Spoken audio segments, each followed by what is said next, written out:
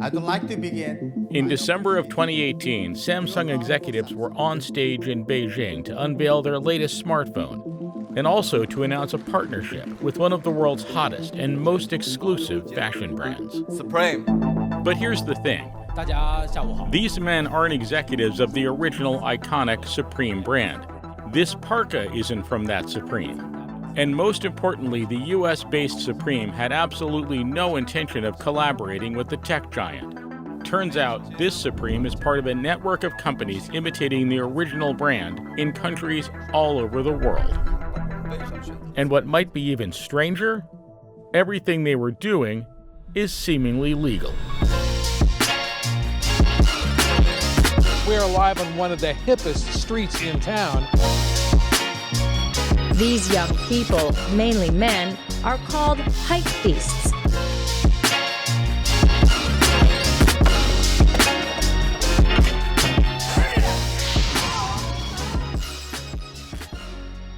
Essentially, Supreme started as a skate store on Lafayette Street in New York City in 1994. It's of course much more than a skate brand. It's a brand that, unlike many others, has managed to resonate with culture. They've become, a pop cultural icon in many ways.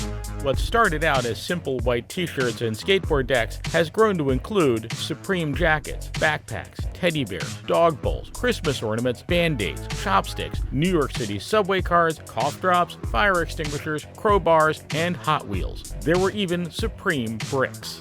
There's been collaborations with North Face, Nike, the New York Yankees, White Castle, Campbell's, and even Louis Vuitton, among others. And when they're released, Supreme's products nearly always sell out, sometimes within seconds. Today, Supreme is valued at around $1 billion. Its business model is a classic example of artificial scarcity. Wearing Supreme or buying Supreme is ultimately really about showing that you're in the know. The sheer fact that it is so hard to get it, of course, adds immense value. 2 decades after opening its first store in New York City, Supreme had become a truly global brand and was launching a new collection in Italy. Only Supreme wasn't launching this new collection.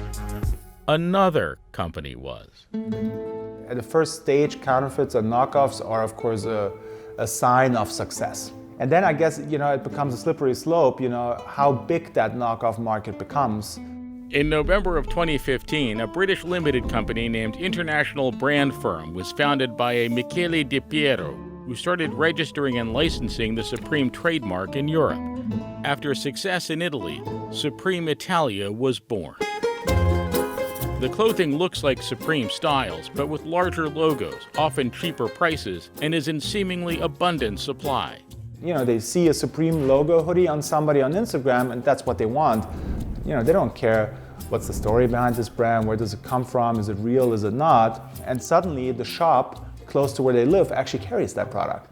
It took until 2017 for an Italian court to rule that the original brand had, in fact, filed for a trademark in Italy before IBF. After that decision, authorities seized IBF-related merchandise. But the original brand hadn't registered in Spain, and IBF wasted no time creating Supreme Spain and opening multiple brick-and-mortar stores. It also successfully registered the trademark under the World Intellectual Property Organization and is seeking protection in China. In early 2018, IBF claimed it had registered the Supreme brand in a whopping 54 countries, but the company declined to confirm that number to CNN. So how is IBF getting away with this? It's what trademark lawyers call a legal fake. In the United States, parties have to be the first to use a specific trademark, such as Supreme, on a specific type of goods or services, such as clothing. That's called a first-to-use system. In Italy or Spain or San Marino, it's a first-to-file trademark system, meaning that the first party to file a trademark application, regardless of whether or not they're using it, are the ones that are awarded rights. Since the Italian court's earlier decision, tides have turned in IBF's favor. The EU has initially refused to let the US-based Supreme register its trademark logo in Europe because it said the word Supreme was descriptive and lacking in distinctiveness, though this review process is still ongoing. And when Supreme New York sued IBF in Spain, IBF won in 2018. This really is a quiet fight for the rights of a brand that is now more or less under siege in countries where it didn't act quick enough.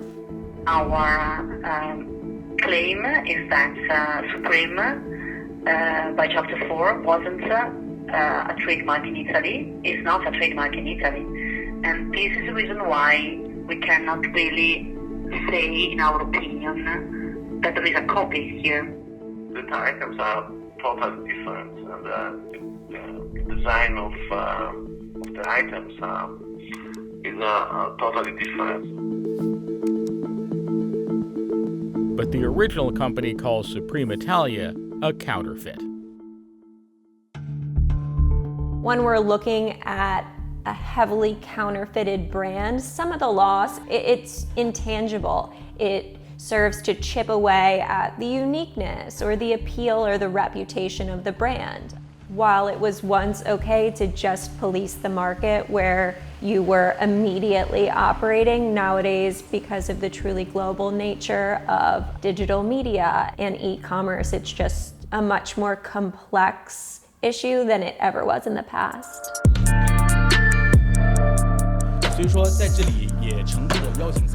It's unclear whether Samsung knew it was dealing with a so-called legal fake all along, but the partnership with Supreme Italia was officially canceled in February of 2019.